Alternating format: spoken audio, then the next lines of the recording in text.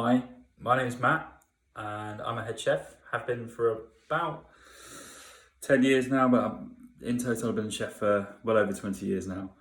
And during this time of lockdown and us all being cooped up at home and not being able to work, I thought it'd be good if I shared with you some of my favourite home cooked recipes.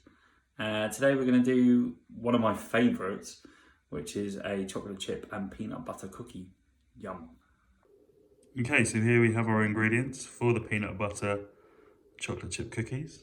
At the back we have 100 grams of crunchy peanut butter, 125 grams of soft brown sugar, 100 grams of room temperature butter, half a teaspoon of salt, half a teaspoon of bicarb or soda. We have 170 grams of plain flour, 1 bag of dark chocolate chips, about 100 grams, 1 egg, and some vanilla essence as well. And here's just a list of ingredients for you guys as well, just to make it easier. Okay, to start, what we want to do is get our peanut butter our sugar and our butter into a mixing bowl, and then you want to use a wooden spoon and just stir it all in. Start to cream it all together to make the bases to add the rest of the dry ingredients. As you can see, it's all starting to come together nicely. And we're getting this nice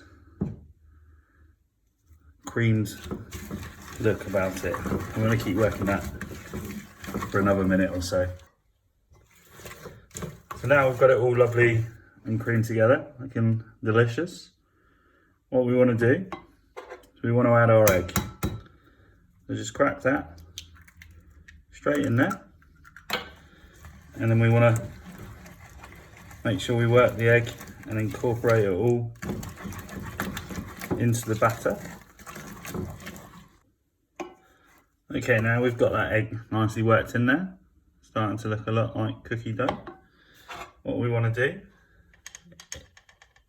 is sift in the flour. By sifting it, you get some nice air in there and you remove any lumps. So when you're working it in, it will make it a lot easier to combine it into your paste. But what you don't want to do is add it all at once, because you'll just end up splashing the flour everywhere, and that's not what we're looking for. Right, so now we've got half of the flour folded in. What we want to do is add 1 teaspoon of vanilla extract and then work that in.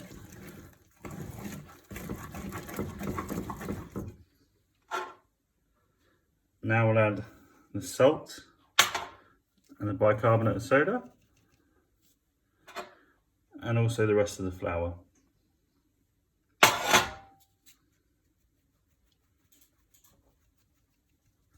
Just like so.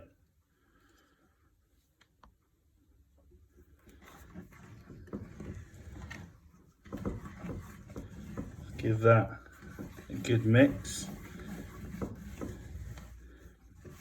What we're looking for here, it'll be quite a firm texture when it's finished. And with the last bits, you are going to have to get your hands in there just to squelch it all together and shape it into the logs shapes that we need to make our nice cookies. So the last thing to add is the chocolate.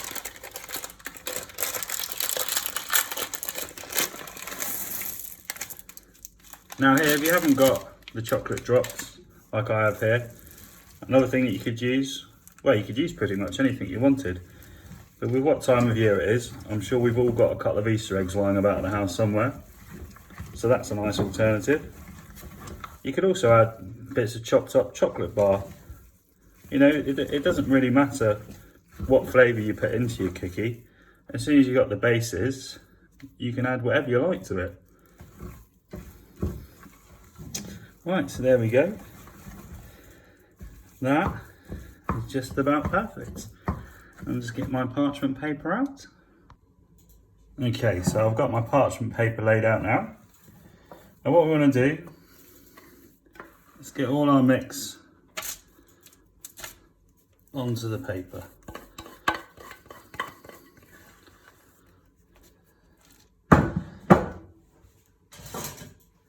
Just get a better tool for scraping the side of my bowl.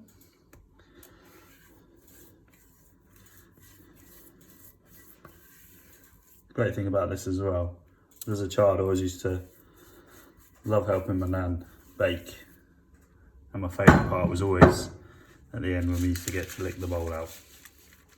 Best bit.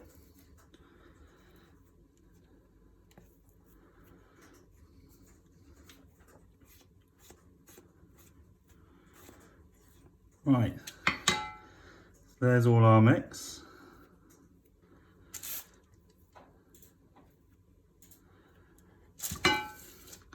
So what we want to do, try not to handle it too much.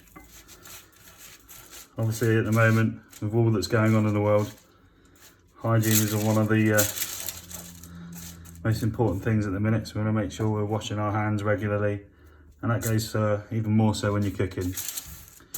Right, on that note, I'm just going to quickly wash my hands. Okay, now I've got nice clean hands. What we want to do, take the parchment paper and literally make a big sausage. So just roll it up, feeling it out and pinching the end. Roll it up like that, like a lovely sausage.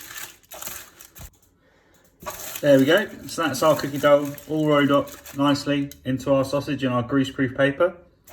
Now what we're going to do is put this in the fridge for 2 to 3 hours. The longer you let it chill, the better, because it will firm up, and you'll get a nice, when we cut it, you'll get a nice even slice. Right guys, so we're coming up to the cookies being in the fridge for nearly 3 hours now, and the dough's firming up nicely. So what I want to do now is put the oven on to preheat. What we're going to do here is put it on to about 180 degrees. So if your gas, that's about gas mark 4, 5. On mine, I know it's about 4.5. And about 170 if you've got a nice fan oven. So we're going to switch that on now and get that preheated. Right, so guys, my cookie dough's been in the fridge for nearly 3 hours now. The oven's on preheating.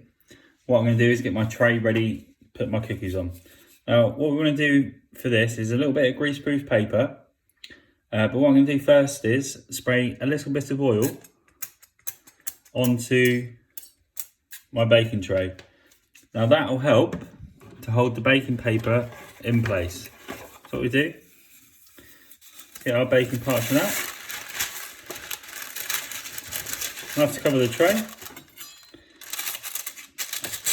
And then we just cut it up.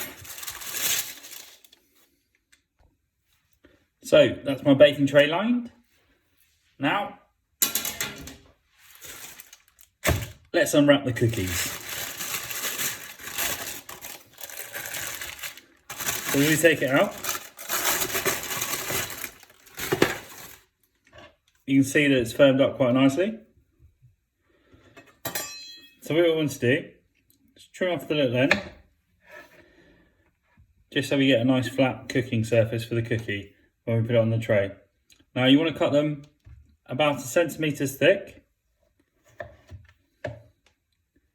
and only cut enough to cover your baking tray. So if like me at home you've only got one baking tray, then you'll have to cook it probably in 2 batches. If you have got more than one baking tray, fantastic. You'll be able to cook it all in one go. So I'm going to wrap that bit back up and put it back in the fridge. Now I'm going to take my baking tray. Just going to pop my cookie dough onto my tray. You want to leave a good distance between them because they are going to spread. So there we go. make sure you got a nice bit of distance. Let me just cut that bit off there. There we go. They're now ready to go into the oven for about 12 to 15 minutes. But I'm going to set a time for 12 minutes and see what they look like after that. So I look forward to seeing what they look like in 12 minutes. So the cookies have just gone into the oven. We start the time for 12 minutes and see what they look like. Right, so we got the first batch of cookies into the oven. Now what we can do is roll this up, put it back in the fridge to save time, to make it easier to cut next time. Or what we can also do now is pop that in the freezer, just like that, and that will last for about 3 months in the freezer. So if you don't want to cook all your cookies now, you can always pull them out, give it an hour or so at room temperature, and be able to slice them up, chuck them in the oven and have fresh baked cookies in, up to 3 months' time. So that's our timer up. Let's have a little look to see how our cookies are getting on. Oh, they smell delicious.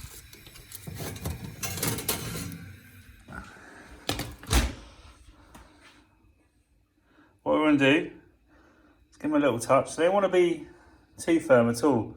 Still want to be soft to the touch. And I think they're about perfect. The smell is delicious.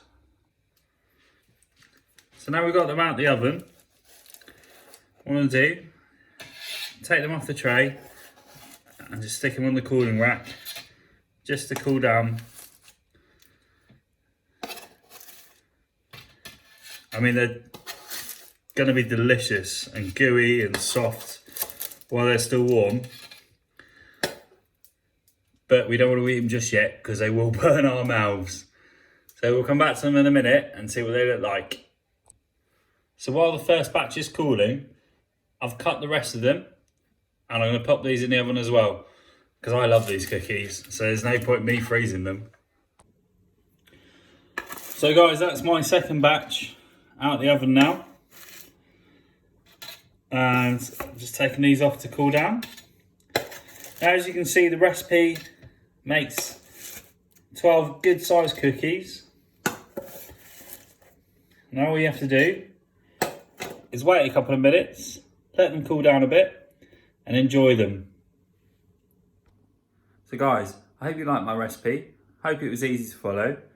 And I really hope that during this time of self-isolation and lockdown, you guys are able to make yourself some nice treats and stuff to keep you going, keep you positive.